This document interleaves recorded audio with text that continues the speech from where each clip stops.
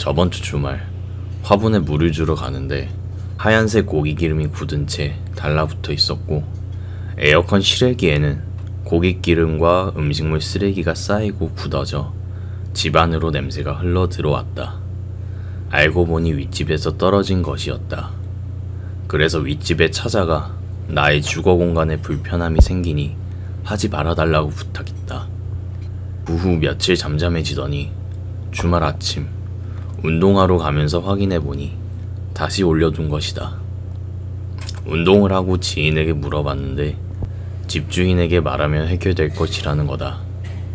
그런데 내 성격상 최악의 상황까지 생각하는 편이다.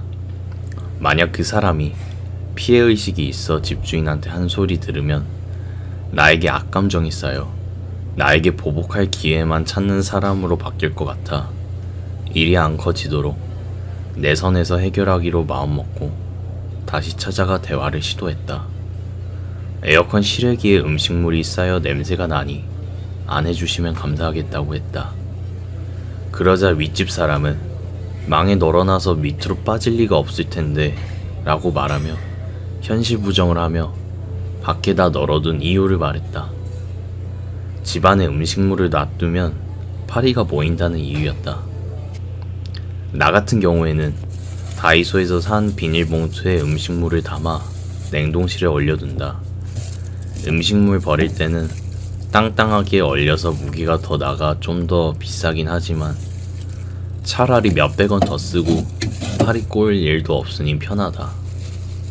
윗집은 냉동실이 좁아 못하는 것일까? 윗집 사람의 성격을 알 수가 없어 말하기 조심스러웠다. 그렇다고 나의 음식물 처리법을 알려주면 네가 뭔데 이래라 저래라 하는 거냐 할 것 같아 다른 말을 했다. 우리 집 에어컨 실외기를 물리적으로 옮길 수 있으면 옮겼을 텐데 그게 안 된다.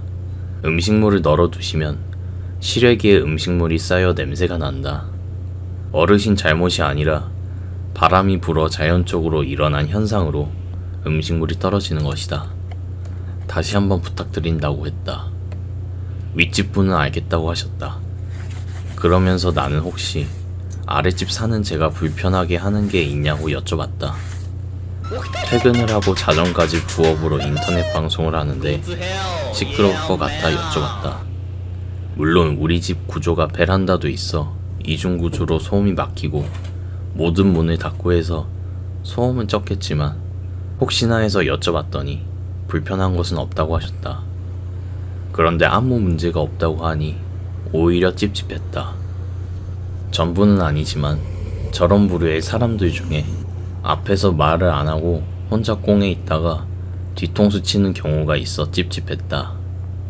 이런 생각을 할 수 있는 것은 나의 경험으로 인한 것 같다. 사회생활을 하기 전 가정환경은 성격 형성의 중요한 요인이라고 한다. 나 같은 경우에는 가족에게 의견을 말해도 본인들의 감정에 따라 강요하고 억압하고 화를 냈었다.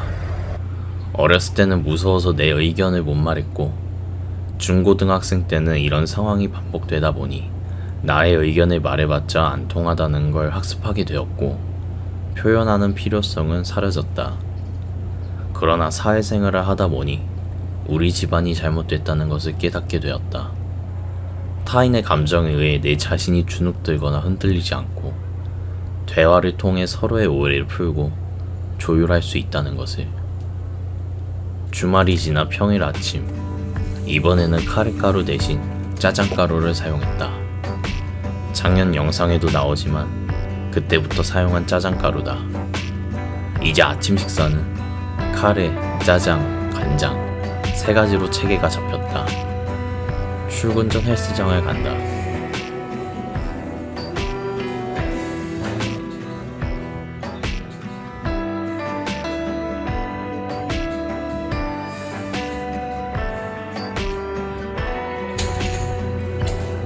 출근 후 점심시간 메인 요리로 닭도리탕이 나왔고 직원분이 회를 받아 한두 점씩 나눠 먹을 수 있었다.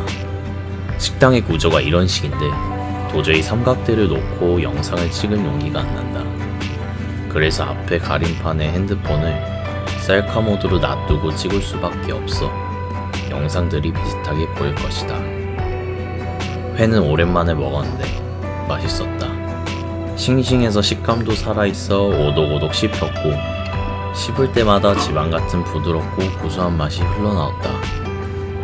뱀 껍질 같은 회도 먹었는데 내가 무슨 회를 먹은지는 모르겠는데 맛있었다.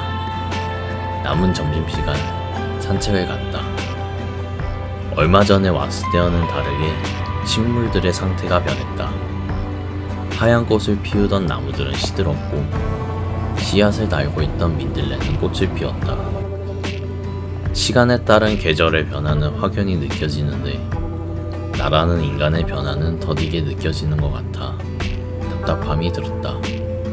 평상시에는 남들과 비교하지 않는데 무의식적으로 조금은 비교를 하는 것 같다. 사물은 본질이 정해져 있다는 말이 있다.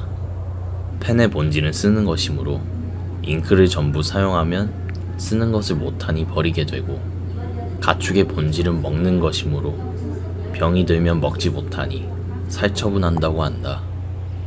그러나 사물과 달리 인간은 유일하게 본질을 논할 수 없는 존재라고 한다. 앞이 안 보인다고, 귀가 안 들린다고, 말이 어눌하다고, 겉모습이 추레하다고 해도 인간이라는 것은 변함이 없다고 한다. 딱히 잘난 것 없는 나지만 이런 나라도 괜찮다고 생각한다. 남들보다 느릴 수도 있지만 느림으로 주변을 살필 수 있고 정해진 길만 가는 남들과는 다른 깊이와 시야를 볼 수 있다고 생각한다.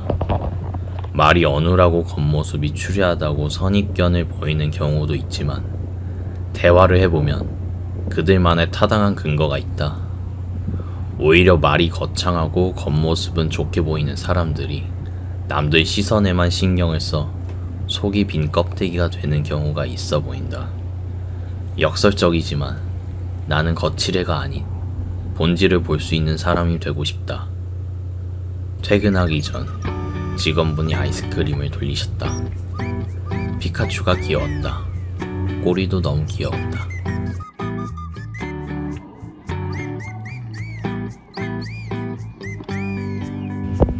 퇴근을 하고 집에 돌아와 윗집을 확인하니 나무판으로 막아놨다.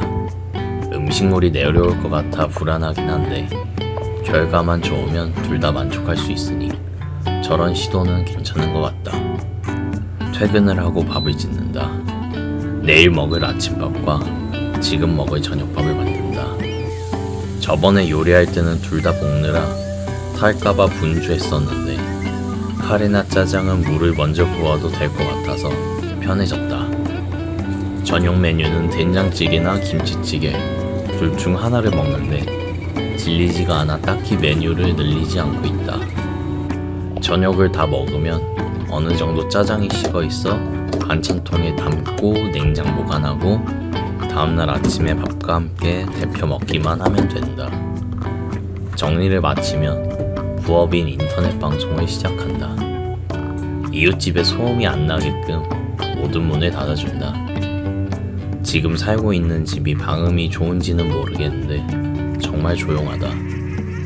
지금까지 민원이 들어온 적도 없어서 그렇게 소음이 많이 나는진 모르겠는데 다행이라고 생각한다.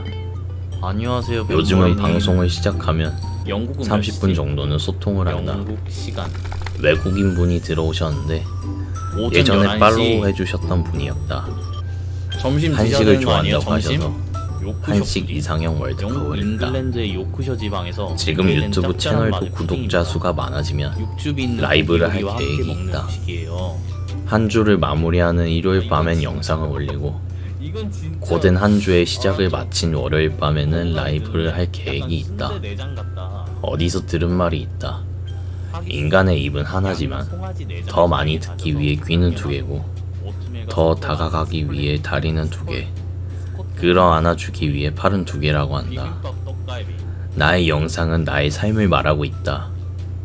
나의 삶만이 아닌 이게 다른 분들의 삶도 듣고 점수 싶다. 줘야 되는 게 다- 기쁘고 화나고 맛이 중요하냐. 슬프고 즐거운 희노애락이 담긴 불고기 사람 냄새 나는 사연을 받는 하고 라디오 같은 라이브를 하고 싶다.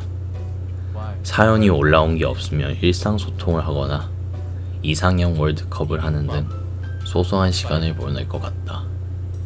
이번 영상은 여기까지입니다. 이게 감사합니다. 모르는 기준이 딱 정해야 돼.